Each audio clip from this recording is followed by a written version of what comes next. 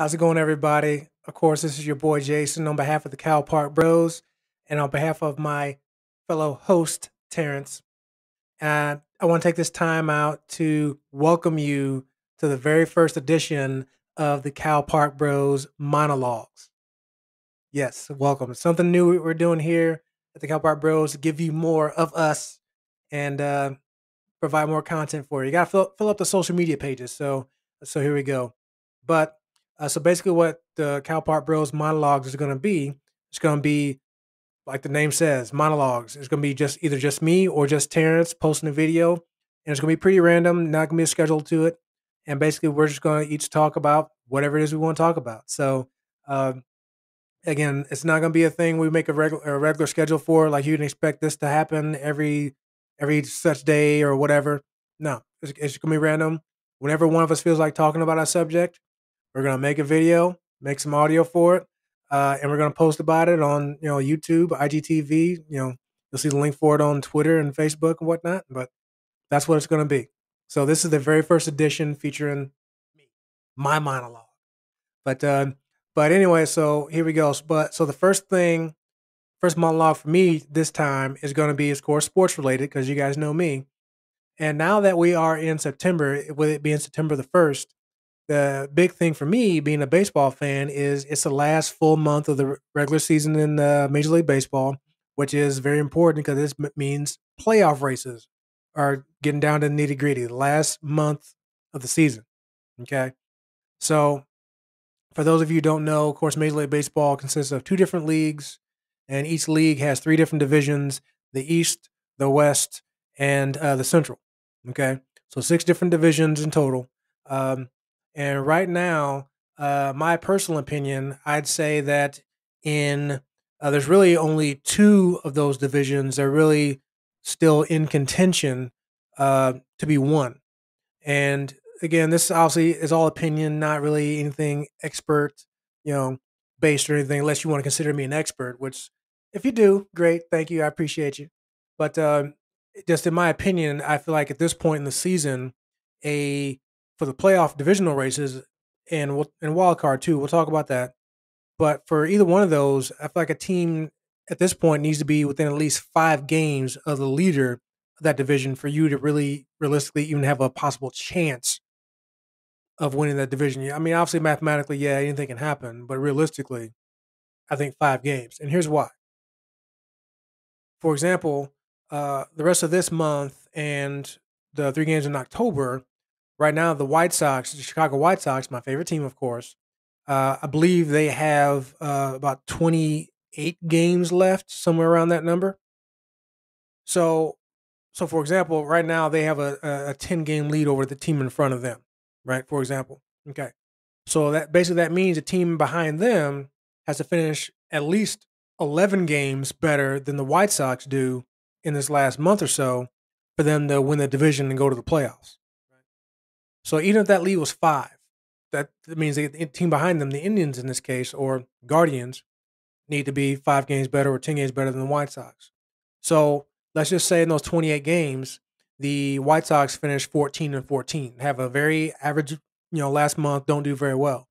But that still means the Indians have to win 24 of their 28 games. They have to go 24-4.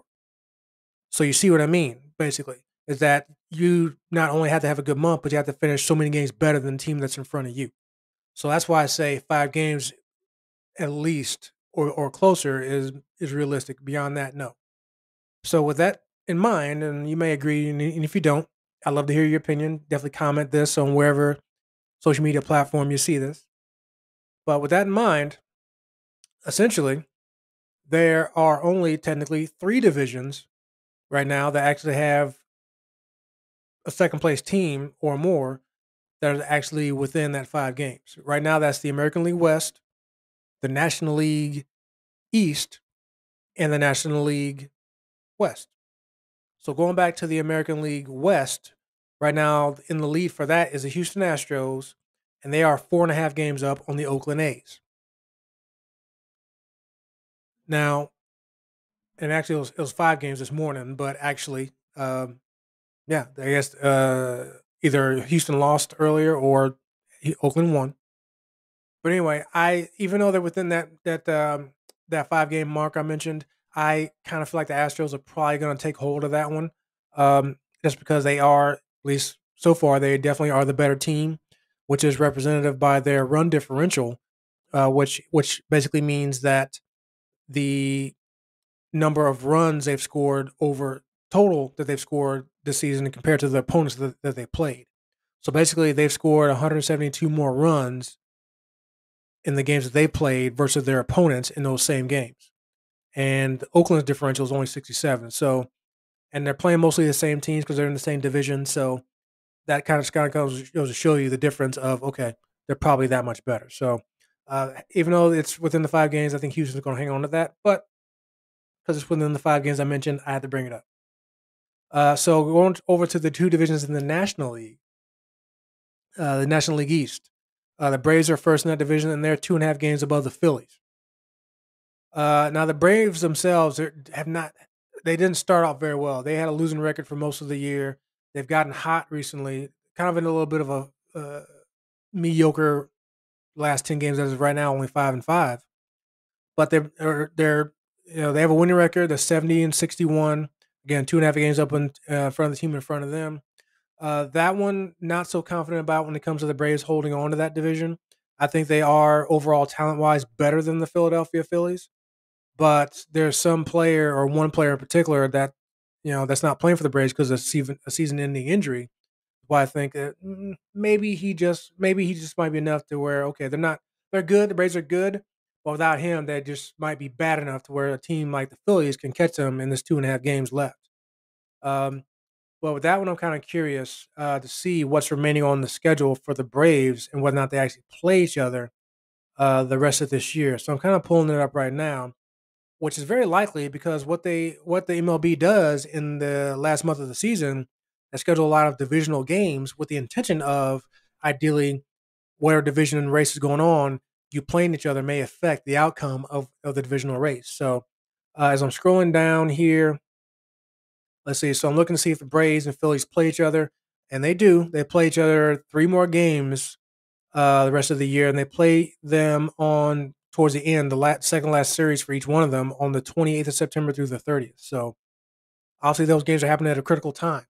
It's very possible that when those games happen, they still might be in the race, and that series may determine who wins the division. So definitely very important there. So I'll be very curious there.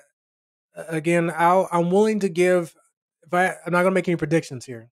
This is not what this is about, but yeah, definitely I'm not gonna flat out say that the Braves aren't going to, we'll say, choke that division away. So we'll say that. Okay.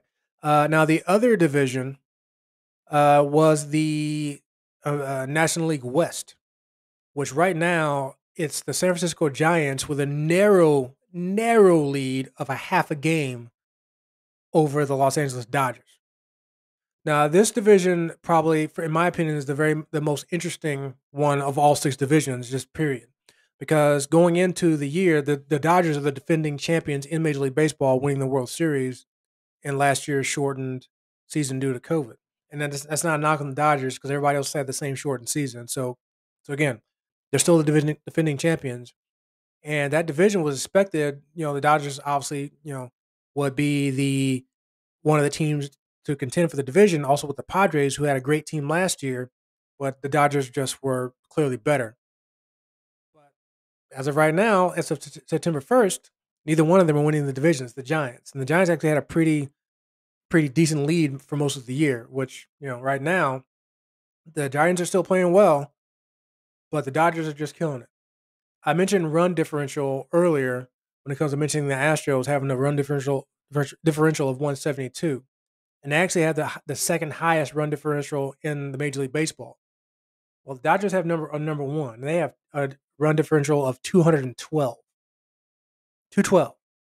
So the fact that they're even behind the Giants at all says a lot about the Giants. So um and so that's a critical race. I honestly have to say it's the Dodgers going to take it. They made a couple of big moves at the trade deadline, picking up Max Scherzer, Trey Turner, things like that. Are definitely helping. They've won 7 of the last 10 games. Um, Yeah, so they're just about guaranteed to be in the playoffs. It's just going to be a question of, are they going to be the division winner or wild card? I again have to go with the Dodgers. I think overall, with all the talent they have, is just going to overtake the Giants in these last month of the season. Again, they're only half a game back, and of course, pulling up the schedule. But I know they play each other. It's really only a question of how many times they play each other the rest of the year. So looking at this, oh, actually, believe it or not, they only play. No, excuse me, go back. They play two series the rest of the year. So they play the first one in San Diego, excuse me, in LA rather, on September the 10th through the 12th. And then they play them again also in Los Angeles that same weekend, as I mentioned, the other series, the September 28th through the 30th.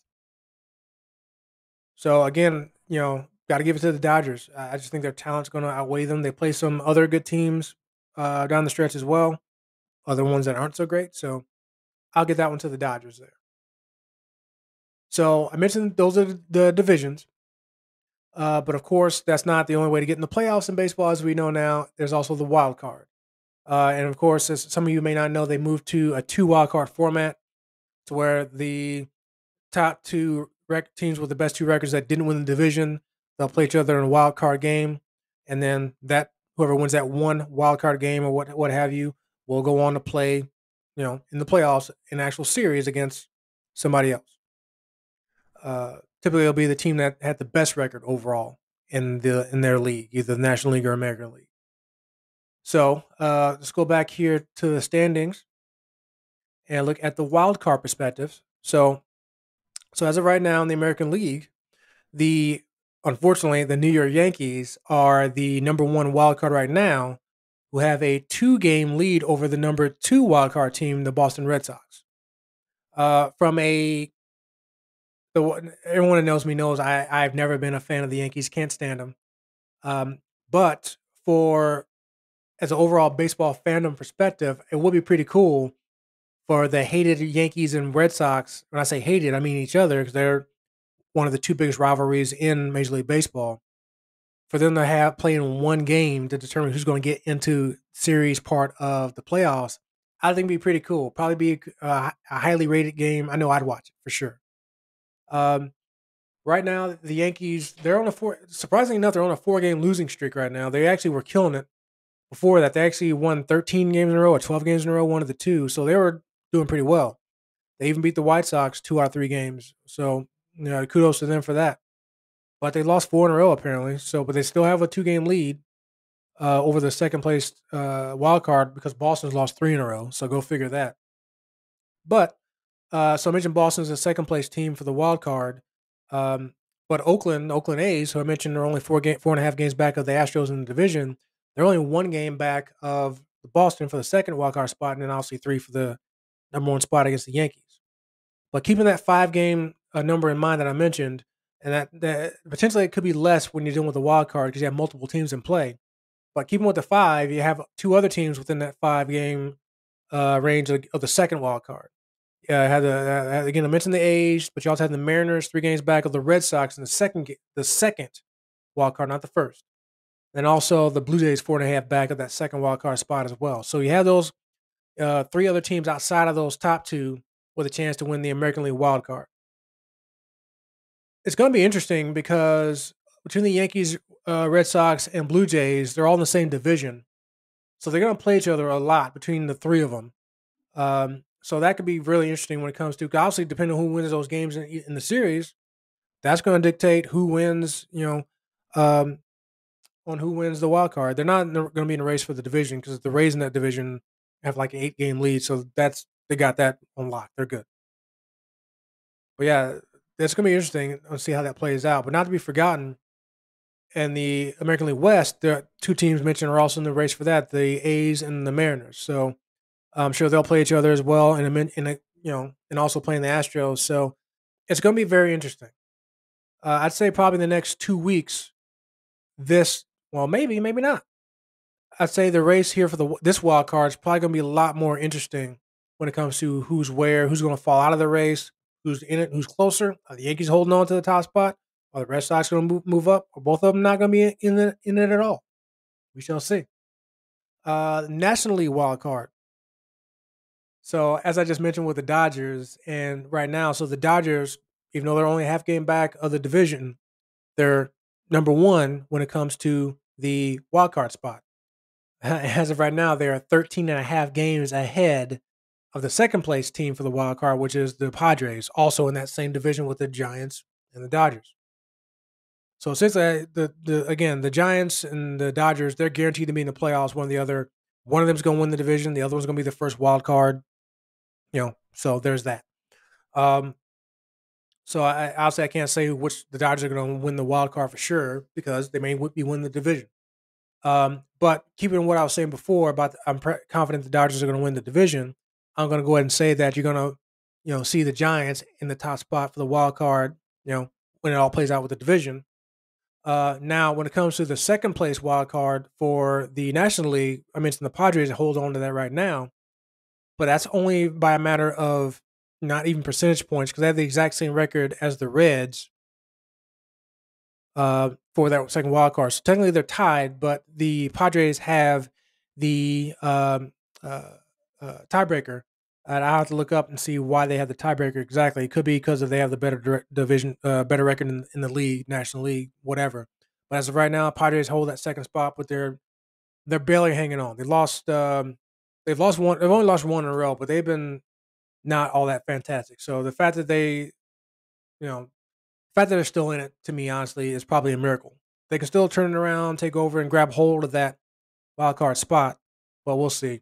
So I mentioned the Reds have the same record as the Padres, so they're right there in the mix. The St. Louis Cardinals only a game and a half back. The Phillies 2 games back, and then the Mets are right there at that 5 game mark I mentioned before. So again, those numbers about the teams that are how far back they are, that's for the second wild card spot. Again, they're not catching the first. That's out of play.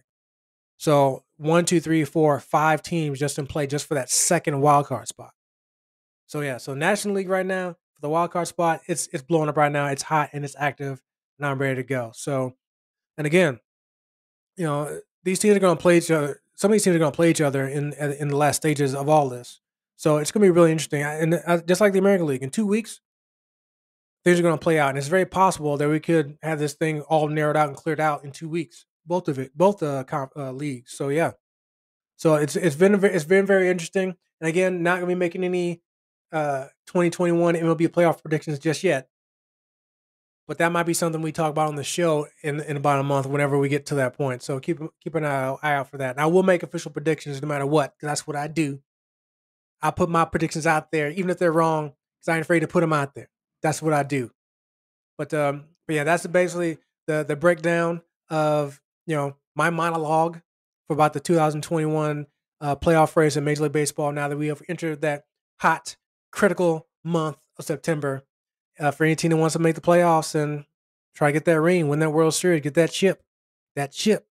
So, but anyway, hopefully you enjoyed the first edition of the Cal Park Bros monologue. There will be more to come. It will be random. It won't be just me doing them. Terrence is going to do them as well. So yeah. But anyway, even though it's a monologue, of course I got to end it like we always do. Make sure you, when it comes to anything Cal Park Bro, before I go into that, I got to point out to this. For anybody watching this, if you've been watching our videos and stuff like that, if you've been listening to the podcast, but yet you still don't connect with us at all on social media, on our Facebook, on our Instagram, on our Twitter, on our YouTube, if you're not doing that, why? We're glad you listen. We appreciate that. But we're so much more. Why not watch what we do as well? Like we always say in the show, we want you to be Cal Park Bros stalkers or Cal Park Bros nerds. Do that. So again, connect with us Facebook, Instagram, Twitter, YouTube. Do that up.